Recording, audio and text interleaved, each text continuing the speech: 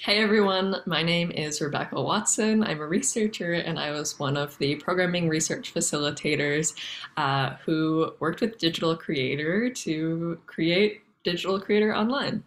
The topic of our showcase is called Digital Creator Online, Resilient Media Arts Makerspaces and Programming in Northern Ontario. And the folks who worked on this project were myself as a programming research facilitator, Tyler Cunningham, another programming research facilitator, and Maggie Grayson, who was the research lead. And of course, Sharon Spitzer was and is the programming coordinator for Digital Creator North. So the primary goal of our showcase is to engage in knowledge sharing regarding our experience with a pandemic-fueled digital transformation, and a digital transformation it truly was, which was adapting a physical community program, Digital Creator North, into one operating completely virtually in response to COVID-19. And just for some local context, there is a sentiment perpetuated that media art and innovation does not occur in Northern Ontario. And in order to find opportunities within the media arts, that one needs to leave in search of greener or more southern pastures. Northern Ontario has been victim of neglect on many accounts, including a general afterthought towards residents who occupy a region larger than the size of a European country. The region, and this is a quote from an Ottawa Citizen article, the region makes up nearly 90% of the province's landmass, yet it has just 7% of the province's population. And this translates to many small and rural communities scattered throughout. A major issue within the arts here is retention. Youth in Northern Ontario are seldom exposed, nor provided opportunities to engage with media and digital art in the same way that youth in Southern Ontario or other major cities are. And as a consequence, they may never consider digital art as an option or will leave the North altogether in pursuit of these opportunities. And Digital Creator North emerged as a way to fill that gap.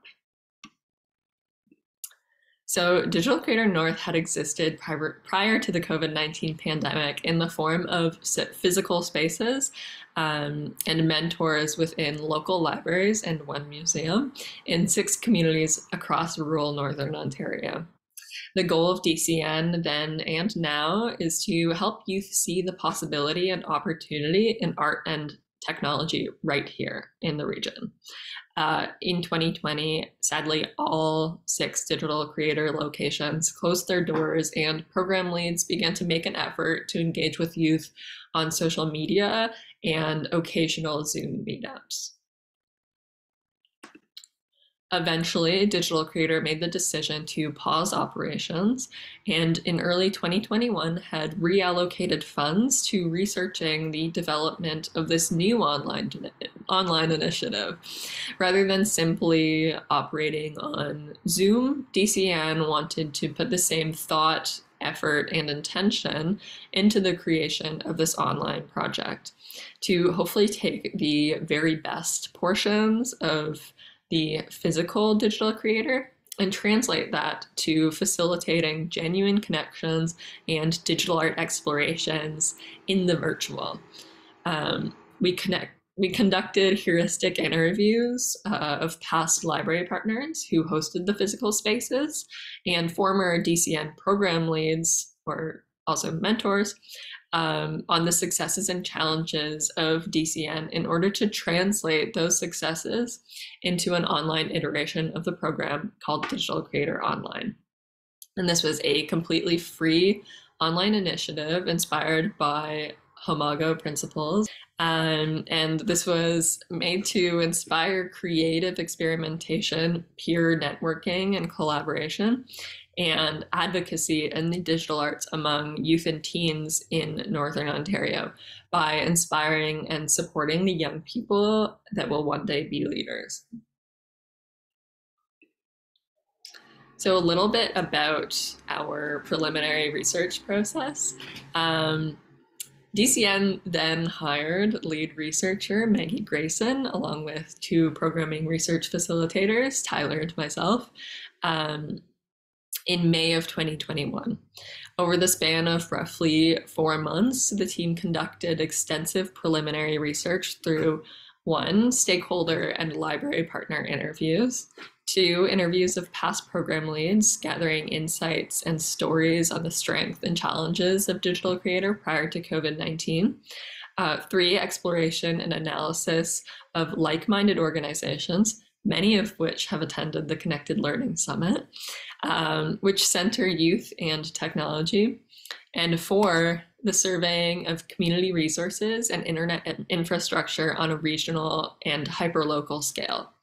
And so I included some screenshots of what some of that internet infrastructure research looked like. This is a great map that is accessible online, not done by us, but it really helps to show the infrastructural disparity that is present here, where red is 0% bandwidth and blue is having access to reliable internet. And so that gave us a lot to consider operating a completely virtual program in a region where internet is not widely accessible.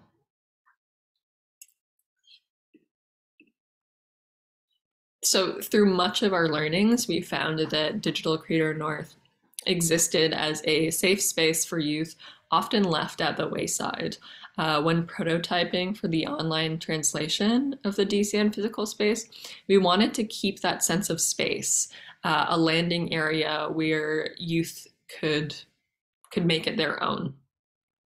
Additionally, through chatting with youth and community members, we found that often people associate stagnant video conferencing software like Zoom and Google Meet with school or other institutions.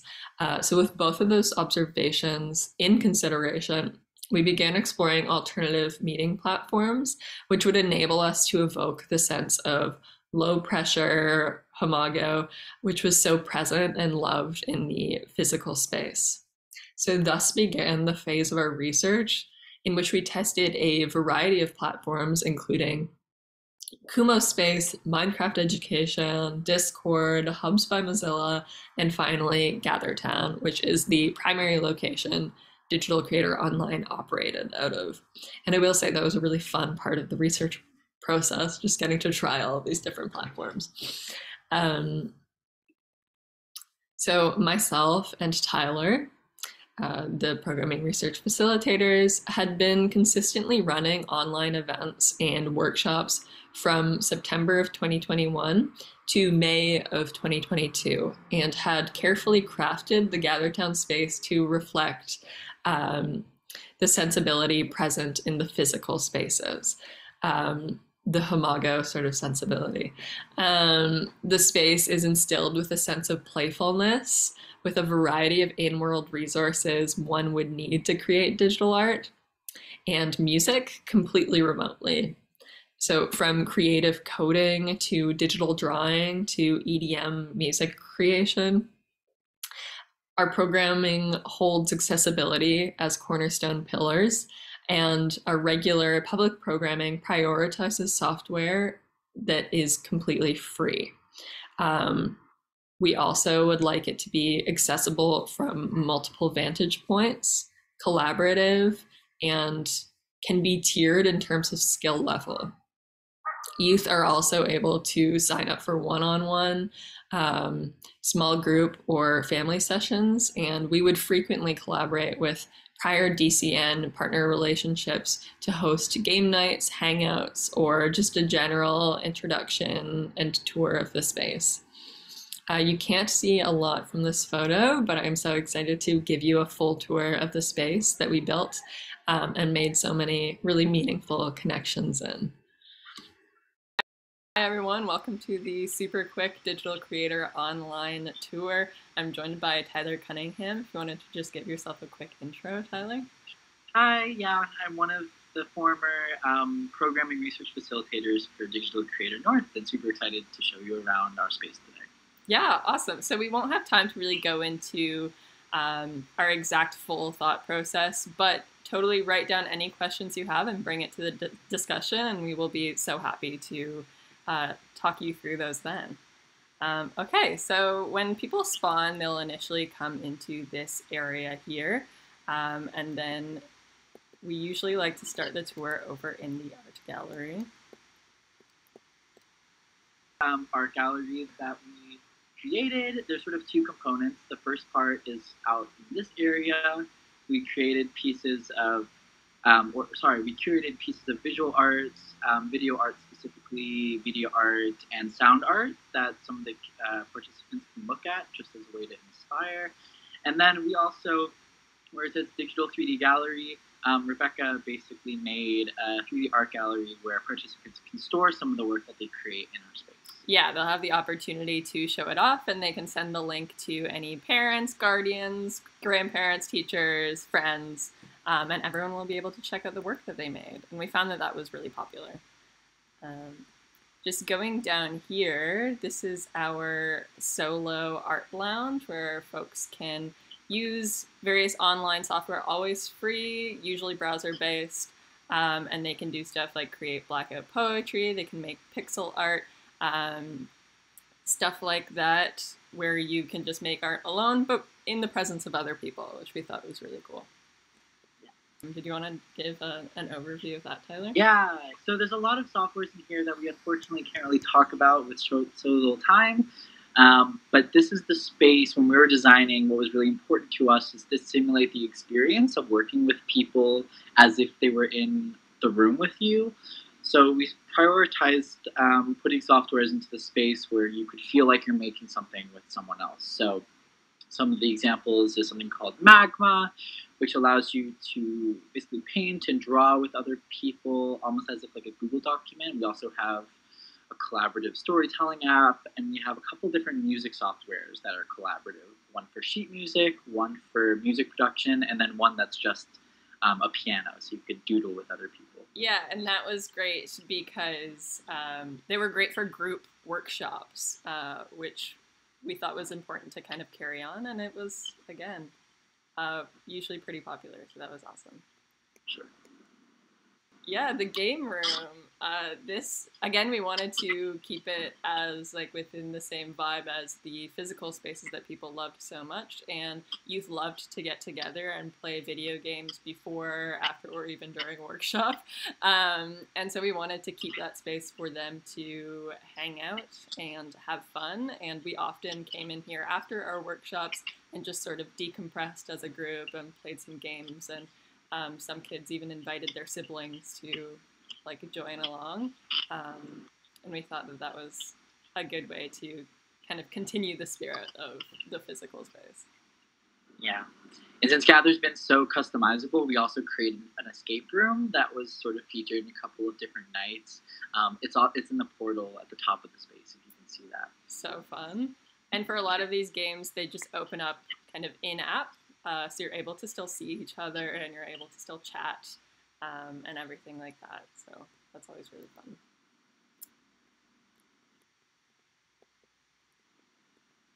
All right, the tutorial lab. So anytime we did a workshop, we wanted to make sure that we recorded it, just in case maybe some youth couldn't make it that day, or even for accessibility reasons, maybe someone wants to learn at a slower pace and maybe they want to do a sort of self-guided or co-guided art event. So anytime we did a workshop, we recorded them, and they live here and on our YouTube channel, which is Digital Creator North. So you're welcome to go check those out, of course. Lobby here, and one of the final things that we like to show folks is that we have an anonymous reporting tool where ideally we'd like youth to feel comfortable enough to tell us if anything went wrong in or out of the space, but we understand that sometimes they might want another avenue for that. So we have this anonymous reporting tool that they are totally welcome to use. Some additional safety features that we have in our space are it is always locked down when not in use. there are various reporting tools in-app that they can use. And we also have these private spaces where if someone's bugging you, or even if you just want a little bit of sensory time alone, you can just hop right in there and get a little bit of that social isolation, but virtually, which is kind of awesome. Yeah. And one of the other things in terms of safety, we also use a guest list. So only emails that we know on our back end can get into the space. So we don't use password. They also have password protection here, but we just opted to use the guest list as an additional safety measure. Yes, and there was always a mentor in the space as well, and cycling through rooms just to make sure that everything was okay and everyone was having a good time. Sweet, I think that concludes our tour. If you would like a longer one, we have one on our YouTube page, I believe, or you can always feel free to reach out to Digital Creator North, and we would be happy to have any further conversations. And yeah, we hope to see you at the discussion later. Thank you all. Bye.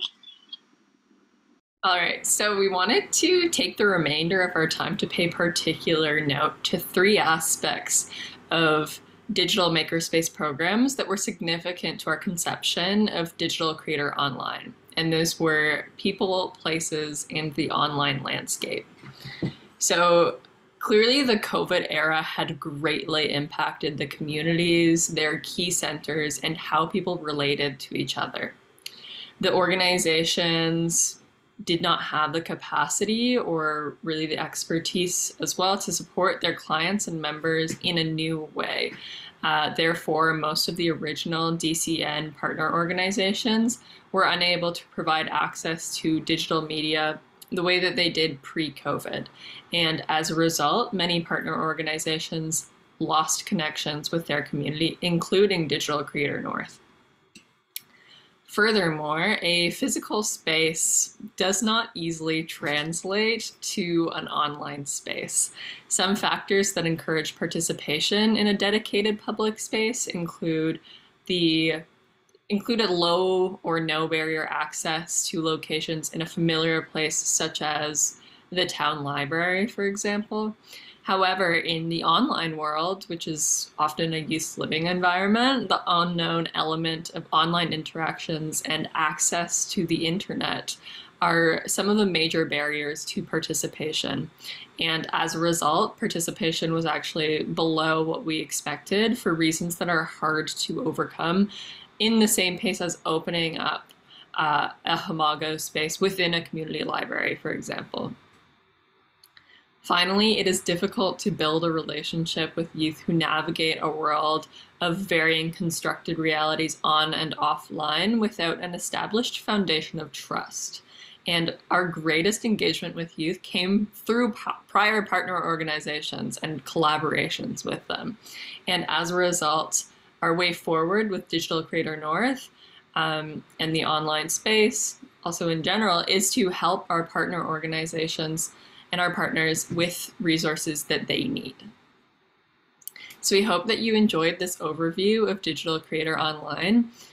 Even as restrictions loosened and loosen, we strongly believe that there is extreme value in creating safe virtual spaces for youth, and we consider the process of creating the Digital Creator North online space a fruitful blueprint for other organizations attempting adjacent or replicant endeavors.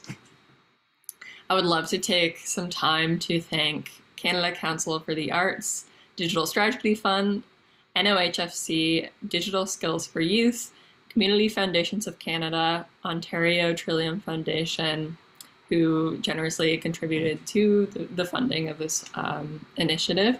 I would also love to thank all amazing community partners who we worked with. I would like to thank the executive director at the time, who was Holly Cunningham.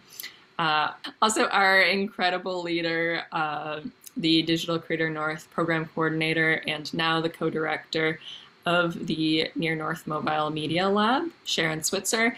And finally, I would love to thank all of the amazing youth who inspired, informed, and made this program really just so special.